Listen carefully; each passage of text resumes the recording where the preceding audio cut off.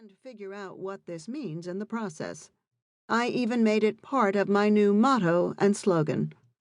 My thought is that I am at the point in my life when I have the resources to give back in a more meaningful way. But what does it mean to give back? And how do I build philanthropy into my everyday life? Just working for a nonprofit doesn't count. I knew I wanted to do more in terms of giving, but I didn't know how to approach the task. In this post, I reviewed a few formal definitions of philanthropy. I came to the conclusion that a common theme among the definitions was the act of supporting or bettering humankind. Donating money was not the key factor in defining philanthropy. This was an eye-opening discovery for me, as it made me think differently about the concept of giving back. Not long after I wrote this post and started to explore how I could give back in a more meaningful way, I came across a blog post by Matthew Smith entitled "The Difference Between Charity and Philanthropy."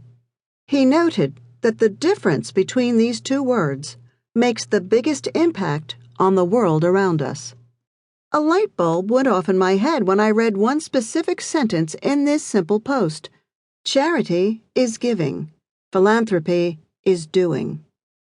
The word charity tends to have a negative connotation associated with it, much like the word addiction.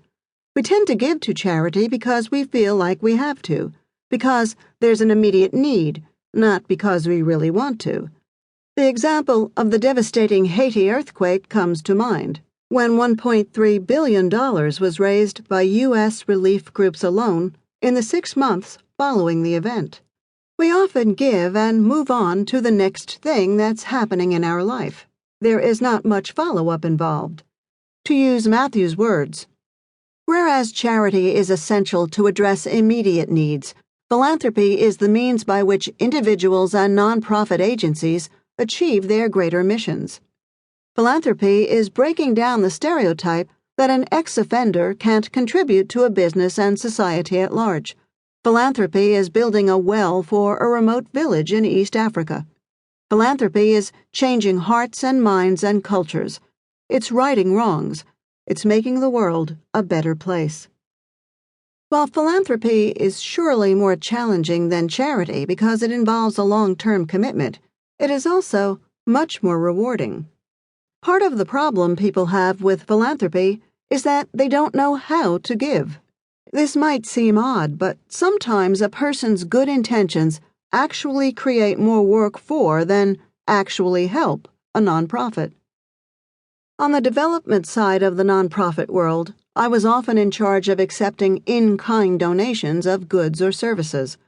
More specifically, saying no to donations. I became the point person because I could explain to people that though we appreciated their kindness, their gifts just weren't needed. Some people would actually get angry with me when I rejected their gifts.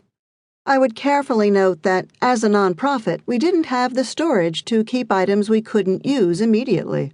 Donations like bags full of used clothing and baby furniture weren't accepted due to health and safety reasons. Even if they were clean and fairly new, we had to consider the fact that these items were being introduced to an inpatient facility that had a steady flow of clients and staff constantly going through its doors. There was no guarantee that we'd have clients who would fit into the clothing, or that the baby gear had not been recalled in the past. It was more efficient for the agency to work with other nonprofits in the community to provide these items. Sensing the deflated ego of the eager donor, I would instead offer guidance as to where their gift might have a more beneficial impact.